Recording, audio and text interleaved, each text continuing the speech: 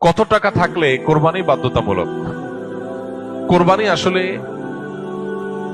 অনেক ইমামদের মতে ওয়াজিব, সেটা বাধ্যতামূলকই বলা যায়। আবার অনেক ইমামদের মতে কোরবানি করা সুন্নাত। হানাফি মাযহাব অনুযায়ী কোরবানি করা ওয়াজিব। কাদের উপর ওয়াজিব?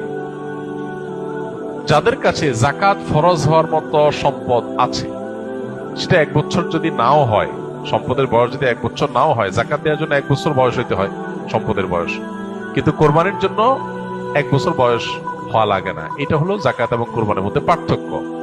মূল সম্পদের পরিমাণ সমান। যাকাতের জন্য যে পরিমাণ সম্পদ লাগে, কোরবানি করতেও সে পরিমাণ সম্পদ লাগে। এখন 83 বা 85 গ্রাম, বা আমরা রূপায় ভরিতে বললে 52.5 ভরি রূপার মালিক অথবা রূপা কেনার মতো টাকা কারো কাছে থাকলে তারপরে হজ, তারপরে কোরবানি আবশ্যক বা ওয়াজিব। তো এইটার বাজার মূল্য এখন হিসেব করলে 80-85 হাজার টাকা প্লাস মাইনাস হয়, খুব বেশি না। এই টাকা যদি কারোর কাছে থাকে ঋণ মুক্ত, তাহলে সেক্ষেত্রে তারপরে কোরবানি আবশ্যক, তারপরে কোরবানি করতে হবে।